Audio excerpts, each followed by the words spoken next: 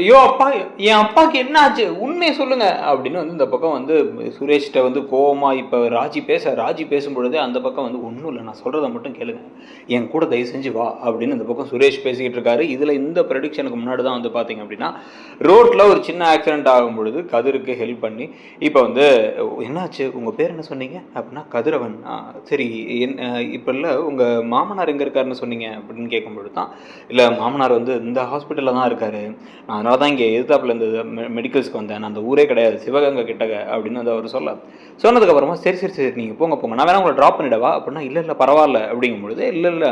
அந்த ஹாஸ்பிட்டல் கொஞ்சம் தூரத்தில் இருக்குது, நீங்கள் இவ்வளோ தூரம் நடந்து வந்தது எப்படி நடந்து வந்தீங்கன்னு தெரியல, நான் இல்லை வேறு எதுவும் மெடிக்கல் ஷாப் இந்த டைமில் இல்லை அதனால தான் அப்படின்னு வந்து சுரேஷ் கிட்டக்க கதிர் சொல்லிட்டு இருக்க, நானே உங்களை ட்ராப் பண்ணுறேன் வாங்க அப்படின்னு சொல்லிட்டு வந்து பைக்கில் ஏறிக்கோங்க அப்படின்னு இப்போ வந்து பின்னாடி பைக்கில் ஏற்றி இப்போ சுரேஷே கொண்டு போய் இப்போ ட்ராப் பண்ணிட்டு நேராக கிளம்பி வீட்டுக்கு வராரு.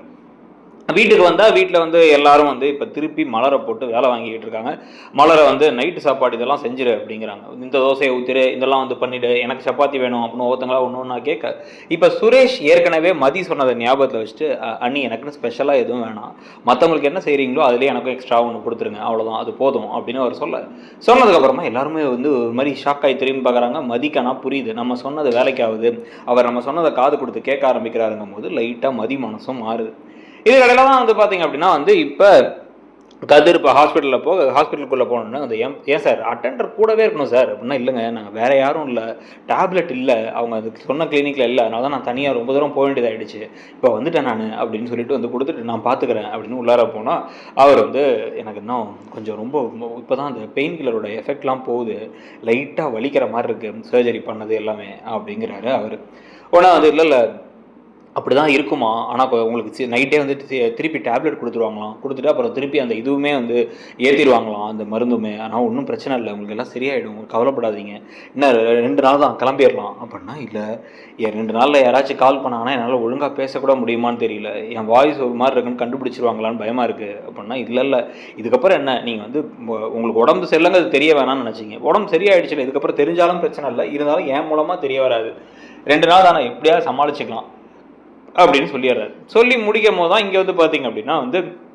நைட்டு சாப்பாட்டுக்கு எல்லாத்தையும் ஏற்பாடு பண்ணி எல்லாரும் ஒன்றா உட்காந்து சாப்பிடலாம் அப்படின்னு சாப்பிட ஆரம்பித்து எல்லாம் சாப்பிட்டுட்டு இருக்கும் பொழுது தான் வந்து பார்த்தா ஒரு மாதிரி ராஜி மட்டும் எதையோ பறி கொடுத்த மாதிரி உட்காந்துருக்காங்க, ஃபோனை பார்க்குறாங்க சாப்பிட்றாங்க. உடனே வந்து ஏமா ராஜி எதுவும் பிரச்சனையாமா அப்படின்னு வந்து இந்த பக்கம் அந்த லக்ஷ்மி கேட்க, இல்லை அதெல்லாம் ஒன்றும் இல்லை, கொஞ்சம் தலைவலி அப்படின்னா, தலைவலினா மாத்திரை இருக்குமா மாத்திரை வாங்கிக்கலாம், இல்லைனா வந்து கஷாயம் வச்சு தர சொல்லவா மலர் அந்த கஷாயம் அப்படிங்கும் போது, ஐயோ வேணாம் அப்படின்னு ராஜி கோமதி மீனா எல்லாரும் ஒரே சமயத்தை சொல்கிறாங்க, இவனுங்க விட்டா திருப்பி மலர்கிட்ட இன்னொரு வேலை வாங்கிடுவாங்க போல இருக்கு அப்படின்னு சொல்லிட்டு. ஸோ இதெல்லாம் நடந்துகிட்டு இருக்கும் பொழுது தான் வந்து பார்த்தீங்க அப்படின்னா வந்து இப்போ சுரேஷ் ஒரு மாதிரி மாறிட்டாரு அப்படிங்கிறத மதி உணர்ந்து மதி அப்பப்போ சுரேஷை லைட்டாக அப்படி பார்க்க ஆரம்பிக்கிறாங்க. சுரேஷ் வந்து ஒரு மாதிரி எல்லாத்தையும் கேஷுவலாக பேசுறது, மீனா கிட்ட ராஜி கிட்டலாம் பேசுறது, உரிமையாக வந்து பேசுறது, அவர் நேச்சுரலாக இருக்கிறதெல்லாம் பார்த்து ஒரு வேளை நம்மளை ரொம்ப தான் தப்பாக நினச்சிட்டோமோ, கொஞ்சம் மோசமாக இருந்தாலும் ரொம்ப மோசம் இல்லை போல அப்படின்னு அவங்க மனசில் நினச்சிட்டு இருக்காங்க. கரெக்டாக அவங்க நினச்சிட்டு இருக்கும் போதே மதி ஒரு இப்படி உங்களோட ஷோல்டரில் ஒரு தட்டி மலர்கிட்டக்க, என்ன நான் கொஞ்சமாக ஏதோ வந்து என் கொழுந்தனாரை சைட் அடிக்கிற மாதிரி இருக்கு அப்படின்னு, சி ஏன்க்கா இப்படி பேசுறீங்க அப்படின்னா, பார்த்தா தெரியுதே நான் தான் 2-3 தடவை பார்த்தேன், திரும்பி அவனையே பார்க்குறியே அப்படின்னா, அது சும்மா அப்படி இல்லை சும்மா சாதாரணமாக பார்த்தேன் அப்படின்னு வந்து இவங்க சொல்கிறாங்க. சொல்லி முடிச்சதுக்கப்புறமா தான் வந்து பார்த்தா இப்போ இந்த நைட்டு தூங்கும் பொழுது அட்டெண்டருக்கு பெட்டு போட்டு இப்போ இவங்க பக்கத்துலேயே முத்துவேல் பக்கத்துலேயே இந்த பக்கமாக வந்து கதிர் வந்து படுத்துருந்துட்டு நைட்டில் அவங்களுக்கு ஏதாச்சும்னா தண்ணி கொடுக்குறது, அப்புறம் வந்து ரெஸ்ட் ரூம் போனால் கூட கைத்தாங்களாக கூட்டு போய் உள்ள அந்த கதவு கிட்ட வரைக்கும் விட்டுறது, இது எல்லா வேலையும் வந்து அவர் பார்த்துக்கிட்டு இருக்கார். இந்த டைமில் தான் வந்து என்ன ஆச்சுன்னா, நைட்டு இவ்வளோ நேரம் ஆகிடுச்சு, பகல்லையும் ஒழுங்காக பேசல, நைட்டு கால் பண்ணுவான்னு பார்த்தா ஃபோனும் பண்ணல அப்படின்னு என்ன பண்ணுறாங்க, ஃபோன் பண்ணிகிட்டே இருக்காருங்க. வெளில உட்காந்து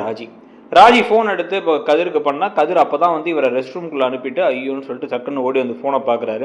எடுத்தால் ஏதாச்சும் கேள்வி கேட்டால் இல்லை வந்து வீடியோ கால் பண்ண சொன்னால் கூட மாட்டிப்போமே அப்படின்னு லைட்டாக அவருக்கு பயம் வர ஆரம்பிக்குது. ஸோ எடுக்க வேணாம் அப்படின்னு முடிவு பண்ணி காலை கட் பண்ணிடுறாரு. காலை கட் பண்ணிட்டான் அப்படின்ட்டு டக்குன்னு என்ன பண்ணுறாங்க, இவங்க ஒன்று வந்து அரசிக்கு கால் பண்ணுறாங்க. அரசி ஒன்று ஃபோன் எடுக்கிறாருங்க, எடுத்து சொல்லுங்கள் நீ அப்படின்னு சொல்ல, இல்லை உங்கள் அண்ணன் எங்கே இருக்கான் அப்படின்னா வந்து சரவணன் அண்ணன் கேட்குறீங்க, அவர் இங்கே இருக்காரு, செந்தில் அண்ணா ஊர்லேருந்து வந்துட்டு இருக்காரு, அவங்கள பற்றி நான் ஏன் கேட்குறேன், கதிரை கேட்டேன் அப்படின்னா, ஓ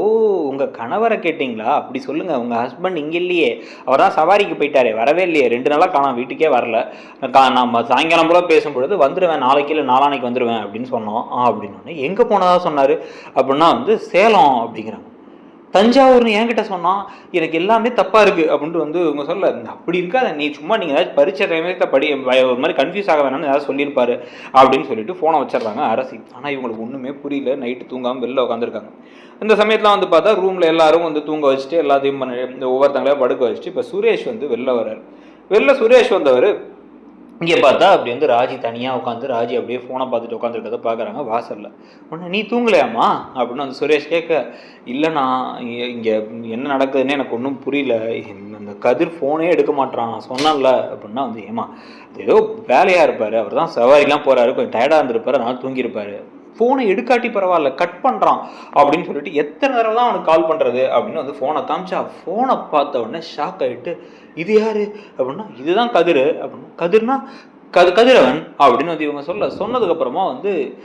எங்கே இருக்கதா சொன்னார் அவர் அப்படின்னா, இல்லை தஞ்சாவூர் கிட்டக்க அப்படிங்கும் போதே டக்குன்னு இவருக்கு ஷார்ட்டில் ஞாபகத்துக்கு வருது, அப்படியே ஃப்ளாஷ் கட் மாதிரி, நான் வந்து என் மாமனாருக்கு கேன்சர், என் மாமனாருக்காக வந்து இங்கே ஹாஸ்பிட்டலில் இருக்கேன் அப்படின்னு சொன்னதெல்லாம் ஞாபகத்துக்கு வருது. அப்படியே வந்து டக்குன்னு திரும்பி அவரோட மாமனார்னா அப்போ இவங்க அப்பா அப்படின்னு யோசிக்க ஆரம்பிச்சு, இந்த பையன்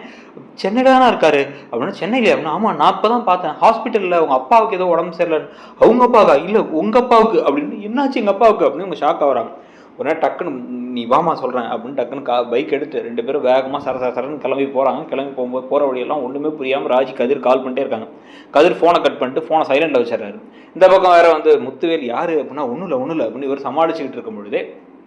நேராக பைக் வந்து வாசலில் நிற்குது. நின்ன உடனே வந்து என்ன நடக்குது அப்படின்னு ஒன்றும் புரியாமல் டக்குன்னு கொடுன்னு வேகமாக ஓடி உள்ளே வராங்க. உள்ளே வந்தோன்னா வந்து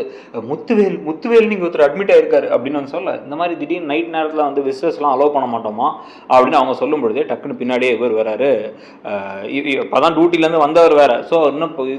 இதெல்லாம் யூனிஃபார்மே என்ன மாத்திர ஃபுல்லாக. ஸோ அவர் என்ன பண்ணுறாருன்னா வந்து நானே சொல்கிறேன் அப்படின்னு சுரேஷ் வந்து, இல்லை நான் ஒரு போலீஸ் ஆஃபீஸர், அவர் கொஞ்சம் பார்க்கணும் அப்படின்னு, இந்த ரூமில் தான் இருக்காங்க அப்படிங்கிறாங்க. ரூமுக்குள்ளே கதவை தட்டுற சவுண்டை கேட்டு நர்ஸ்ன்னு நினச்சி போய் கதிர் கதவை திறக்கும் பொழுதே வந்து இந்த பக்கம் வாசலில் ராஜி நிற்கிறாங்க. சுரேஷ் நிற்கிறத பார்த்து ஷாக்காக பார்க்கும் பொழுதே வந்து டக்குன்னு இவருக்கு ஒன்றும் புரியல கதிருக்கு, எப்படி இவங்க 2 பேரும் ஒன்றான்னு யோசிச்சுட்டு இருக்கும்போது ராஜி ஒரு முறை வந்து இவரை முறைச்சிட்டு நேராக உள்ளார போய் அப்பா அப்படின்னு கத்திட்டே போய் அவங்க அப்பா கையை பிடிச்சி என்னப்பா ஆச்சு அப்படின்னு வந்து திருப்பி கேட்க, ஒன்றும் இல்லைம்மா சர்ஜரி நல்லபடியாக முடிஞ்சு, இனிமேல் எதுவும் பிரச்சனை இல்லை அப்படின்னு சொன்னோடனே, சர்ஜரியா என்ன சர்ஜரி அப்படின்னு ஷாக் ஆகி பார்க்கும் பொழுதே வந்து அவங்க அப்பாவுக்கு கேன்சர் இருந்துச்சு அதுதான் அப்படின்னு வந்து இந்த பக்கம் வந்து கதிர் சொன்னோடனே ஷாக் ஆயிடுறாங்க இவங்க. இப்போ இந்த உண்மையெல்லாம் தெரிய வந்து இப்போ கதிர் தான் வந்து அவங்க அப்பாவுக்கு உறுதுணையாக இருந்திருக்காருங்கிறலாம் தெரிய வரும் பொழுது இந்த குடும்பம் எப்படி இதை எடுத்துக்க போகிறாங்க, இந்த கதை எப்படி போக போகுது அப்படிங்கிறது ஒரு பக்கம்னா, இன்னொரு பக்கம் மலர் விஷயத்தையுமே நிறைய நல்ல விஷயங்கள்லாம் அடுத்தடுத்து நடக்கும் போல். ஸோ அதெல்லாம் பற்றி நீங்கள் என்ன நினைக்கிறீங்க, இந்த மகாசங்கமம் போகிற விதம் எப்படி இருக்குது அப்படிங்கிறதையும் சொல்லுங்கள். நீங்கள் இந்த 2 சீரியலில் எந்த சீரியல் ரொம்ப பிடிச்சிருக்குன்னு நினைக்கிறீங்க, நீங்கள் பார்க்குற மொத்த சீரியலில் எது பிடிச்சிருக்குன்னு நினைக்கிறீங்கிறத சொல்லிட்டு நம்ம சேனலையும் சப்ஸ்கிரைப் பண்ணிவிடுங்க. தேங்க்யூ.